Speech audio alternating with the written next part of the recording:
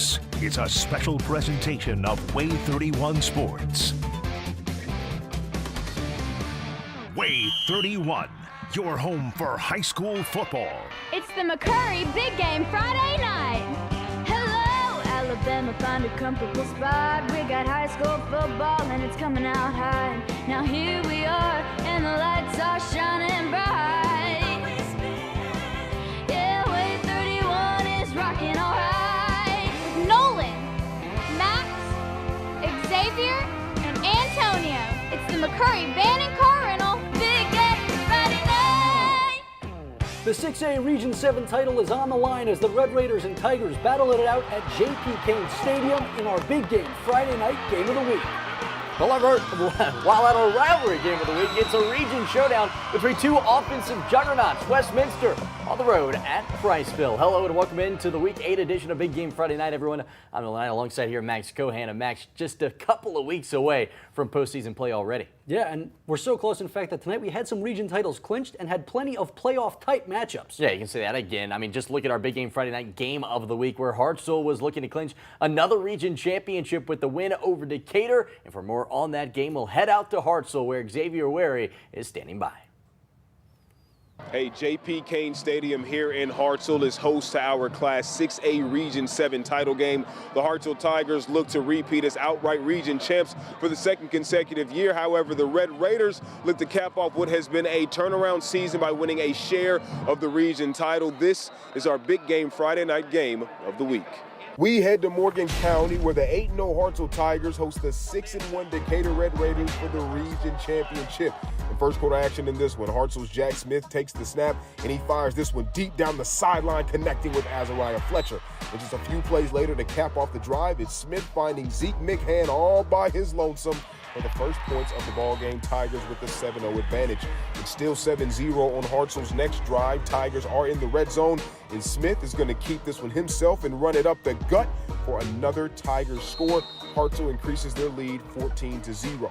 And this was quite possibly the biggest play of the half. Smith finds Eli Tidwell on this short pass, and 66 yards later, Tidwell outruns the entire Red Raiders secondary to go up by a commanding 21-0 lead in the first half. But don't count Decatur out. Late in the second quarter, Ellis Dickman finds the senior Jaden Brown on this big passing play for the Red Raiders, and the two weren't finished yet. Dickman takes the snap, and he's going to air this one out deep in the end zone for Brown again as Decatur gets on the board before the half comes to a close. Both teams head into the locker room. Hartselle would be up 21-7. And the Tigers would dominate in this wire-to-wire victory, securing another region championship as they defeat Decatur 41-14. And I'm with Hartselle's head football coach Brian Moore. Coach, Class 6A Region 7 champions for the second consecutive year. How does that feel? Feels great. I mean, a lot of hard work, you know, from a lot of those. It's all credit to the kids first off, but a lot of hard work and a lot of people pouring into them, and a lot of chemistry on this team, a lot of leaders. Just proud of them. It's awesome. It's nice to be at home, man, and in your locker room, and come over on your bus and eat in your school cafeteria. I mean, all that matters, and the comfort, I think, with young kids, and especially in a big environment like this one. And last thing I do want to ask you, Coach, you just mentioned that Decatur Red Raiders bunch. You said earlier this week that is a much improved team. Just kind of talk about them tonight. No doubt, they're good, man. That's a good team right there. I mean, the play of the game, they kept fighting back. I mean, you know, credit to them and Coach Adcock, and you know, every time we felt like we pushed it out 3 scores, they'd score again. And we finally got the big pick from Walker Hull, and we're able to score that at that point, and then got it back finally and sort of closed the door. But, you know, credit to them, man. They got a good ball club. Coach, for the second consecutive season, region champs, congratulations. Appreciate you.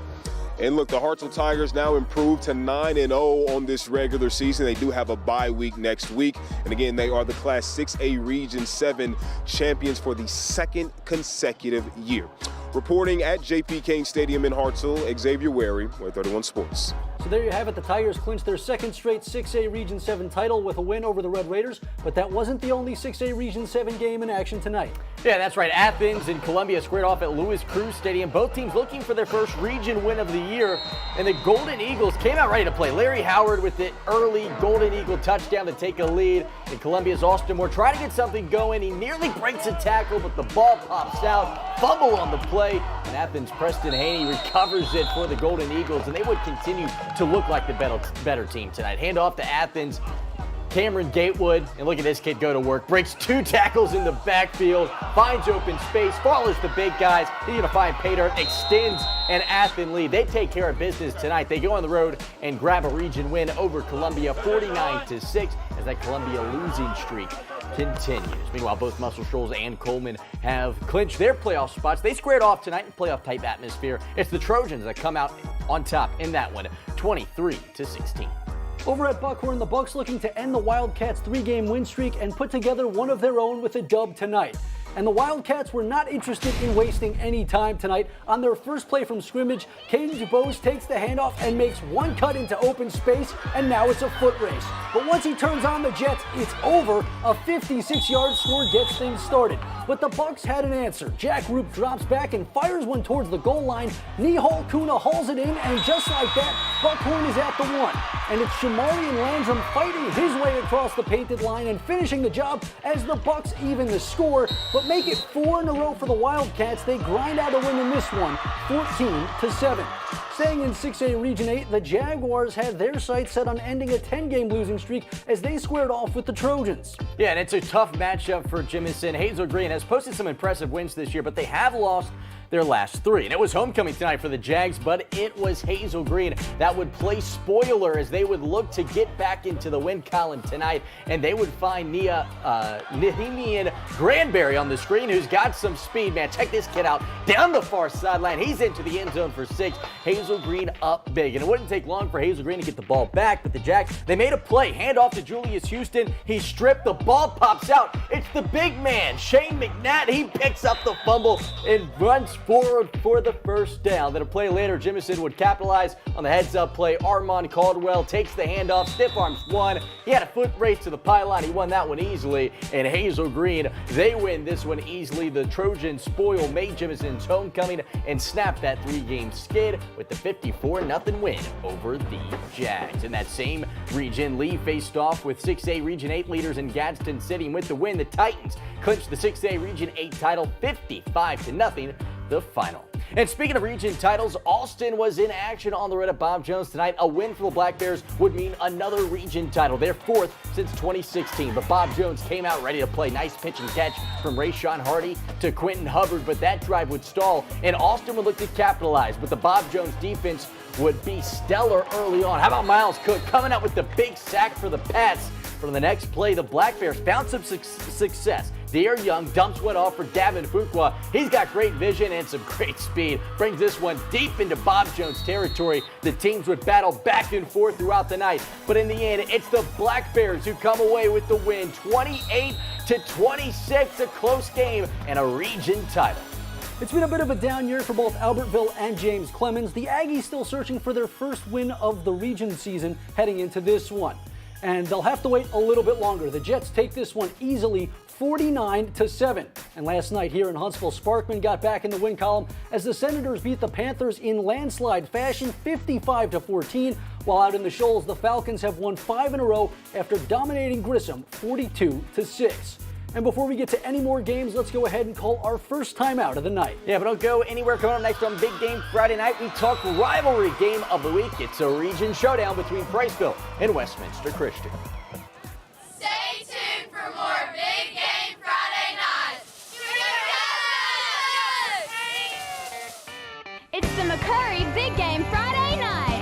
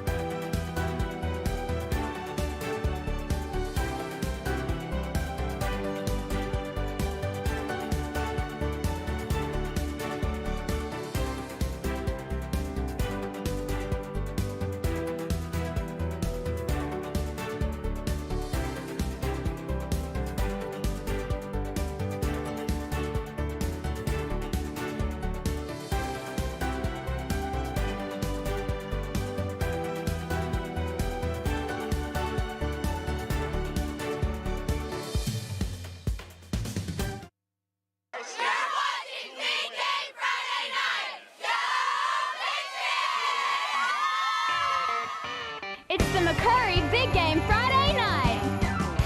All right, welcome back into Big Game Friday night, everyone. Thanks for joining us tonight. We had some great games this week. Yeah, just like at our rivalry game of the week where Westminster Christian hit the road for region showdown against Priceville. Yeah, we were expecting a high-scoring affair in this one, and that's exactly what we got. The Westminster Christian Wildcats on the attack early as quarterback Brandon Mush takes it home for a 7-zip lead. The Priceville Bulldogs would respond with a touchdown of their own as senior Mason Parks is able to evade the defense for the score. The Wildcats would get the ball back as quarterback Brandon Mush is finally corralled. Check this out. He's going to be slammed to the ground by Deacon Hall. He picks up the big tackle for loss.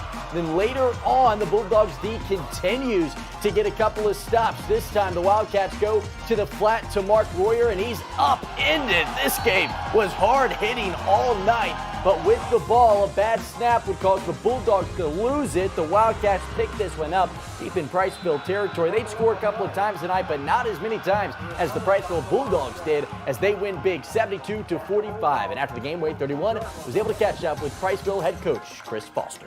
To tell you the truth, it's the group of seniors. It's a special class. They've been special since they were freshmen, and they just developed into great young men. All right, big congratulations to Priceville. Next week, a region title's on the line when the Bulldogs head to Randolph in an undefeated bout. Over at Madison County High School, the Tigers were looking for their 5th ever win over North Jackson and hoping to snap their current 3-game skid in the process. And over at Tiger Stadium, we jump in with the Tigers trailing 8-0, and part of the reason they were behind was the strong play of the Chiefs' defense. Look at Colton Carpenter in pursuit of Jaden Wiggins, and he is fired up after that tackle, but Wiggins would get the last laugh before the half. On a drive full of direct snaps, the senior brought Madison County down into the red zone and then finished the drive himself, jumping to get the pigskin into pay dirt for 6. But the Tigers wanted to even things up, so they go for 2. Mason Meadows tosses it back to Michael Buchanan, and he leapfrogs over his own lineman, laying it all on the line as Madison County ties it up. The Tigers go on to win this one, 22-14. And playing on the road tonight, it's Randolph looking to keep the region record perfect as they square off with New Hope, and they got their offense going early. Andrew Hunter back to pass, and he has his man Nick Strong in the flat for the score, touchdown Raiders. But this Indians team came to play. Handoff to Leighton Pohl, and he's got some space, and he's going to pick up a big chunk of yards before getting hit hard. And they would reward him for taking the lick as he hauls in this strike on 4th down and breaks the plane. Touchdown New Hope. It's a 1-score game. But on the ensuing kickoff, the Raiders would find the end zone again. Connor Goodson has open field, and he's got speed. He's going to take this one all the way to the house for the score as the Raiders go on the road and get the win 52-12, setting up that big-time matchup next week against Priceville. And staying in the region, the DAR Patriots were trying to avoid going winless in 4A Region 8 play as they hosted JP2, but it's the Falcons who walk away with the 21-13 win. In Class 5A, another region title was up for grabs as Gunnersville was in action against a 7-1 ARAB team. If the Knights could pull one out tonight, it would mean a Region 7 title. ARAB looked dominant early on in their game, leading 20-3. We start the second half, and Drake Franklin would get going, picking up 7 yards on that carry. They would keep feeding the big man. He's going to pick up a couple of more yards here. About half the team has to try to take him down. And then the third time's the charm as Franklin once more in for 6. The Knights up big in the third, now 26-3. And they are looking like region champs. Later in the fourth, Gunnersville at midfield. Street Smith under pressure. He's going to find Brandon Fusell, who runs for the first down. The Wildcats made it all the way down to the 3-yard line when Julian Jordan keeps one for himself to put Gunnersville on the board. That was just a consolation prize, though, as the Knights go on to take this one 34-20, claiming their region title. Speaking of region titles up for grabs, in Class 2A Region 8, Lexington had a chance to clinch their first region title since 2009, taking on Hatton tonight, and up big when they have the most exciting play in football, the kickoff return for a touchdown. It's Wyatt Aerosmith that makes it look easy. He weaves through the Hatton defense. He finds space and finds pay dirt, taking that one all the way to the house. And it was the Bears defense that impressed the most. They were making plays all night long. How about this one from who else but Wyatt Aerosmith comes up with the INT right in your living room as the Golden Bears capture their first region title since 2009 with a 48-14 victory. All right, let's go ahead and call our second time out of the show. But don't go anywhere. Coming up next, our big game Friday night, we head out to an important 5A Region 8 matchup. Stay tuned for more Big Game Friday night.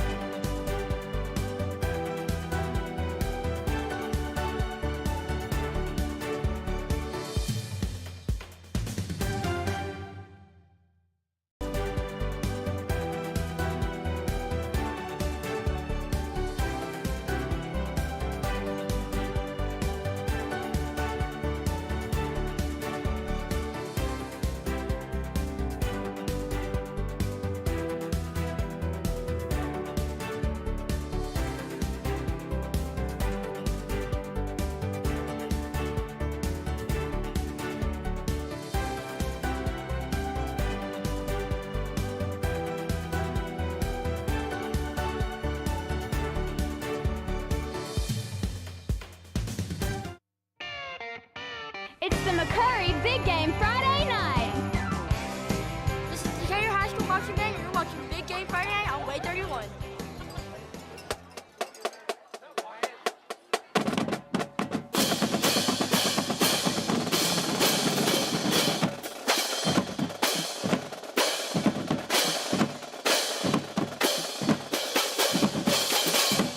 All right, how about that? A big congratulations to the Decatur High School Marching Band for being named this week's Flow Air Spirit Award winners. The Decatur Marching Band consists of 90 members, and this season they've earned all superior ratings as well as best in class for drum major and percussion. All right, how about we get back to some football now? Tonight at Ardmore, the Tigers welcomed in a solid Russellville team to town and a big region showdown. Yeah, it's a bit of an off year for Russellville, but the Golden Tigers head into battle with Ardmore. A perfect 4-0 with region play. They'd make a case early for their fifth when Harrison Birch lets one fly, and he has his man Torrey King in stride for the easy score. That one puts Russellville up 28. And then the Tigers were in attack mode, keeping their foot on the gas as Birch hits Taylor Crumpton, who rumbles his way downfield for another big Russellville gain. The Golden Tigers wouldn't waste this golden opportunity. Connor Warhurst doesn't have to battle for this one. A walking score for Russellville. The Golden Tigers remain perfect in the region, dominating in this one, 49-7. Fairview had won 6 straight heading into Friday's meeting with Lawrence County, and the Aggies made it 7 in a row. West Point and East Limestone both searching for consecutive wins as they went head-to-head. This time, it's the Indians winning 35-20. Yeah, speaking of playoff teams facing off in 5A Region 7, Douglas and Scottsboro are two teams hoping to make the postseason. And tonight, both were hoping to snag a big region win. The Douglas Eagles 5-2 welcome in that 4-3 Wildcats team to Scottsboro tonight. Wildcats deep in their own territory when Keelan Alvarez breaks through for a 60-yard run. Got to play assignment football against that triple option. Eventually, he's brought down by Landon Abernathy. Scottsboro would finish their first possession. 4th and 5 on the 15. And they're going for the first down. But what's better than a first down? A touchdown. Jake Jones with the keeper around the far side for the Wildcats. Score. Now, Douglas, they do respond. 7-0. Their first possession, and it's Eli Teal who takes the snap. He heads around for the first down, and that would set up this. Quick handoff to Dakota Stewart. He's in for the early score. This game was back and forth tonight, but in the end, it is a big win for the Wildcats. They take down Douglas 28-14. In that same region, Bo Sardis and Boaz hit the field tonight. Both teams looking for their second region win of the year. And it's the Pirates who take it all, 51-16, the final. Out at Mars Hill, the Panthers have put together another dominant season, looking for region win number 6 as they travel to Lauderdale County. And Mars Hill eyeing its 8th win in as many games, but Lauderdale County was up for the fight. Jalen Bird on the carry, and he says, "Bird up," rumbling to the other side of the field for a first down. But Mars Hill is a force to be reckoned with. On defense, the Panthers making a stop, keeping Bird down in the backfield and forcing a punt. Damian Thompson is there to grab it and makes the Tigers wish they didn't kick it as he makes a beeline for the end zone, and no one will stop him. Touchdown Panthers, make it 8 straight for Mars Hill. This one in shutout fashion, 38-0. Let's check out some other scores from around the region. Out at Colbert County, the Colts were looking for their first win over the Indians since 2010, but fall short 75-38. While Colbert Heights traveled to take on Phil Campbell, the Bobcats hoping for their first consecutive wins over the Wildcats, and they get it with the 36-0 victory. And we'll take our third time out of the show. Yeah, but coming up next on Big Game Friday Night, we introduce to you our Big Game Friday Night Fan of the Night. Stay tuned for more Big Game Friday night! It's the McCurry Big Game Friday night!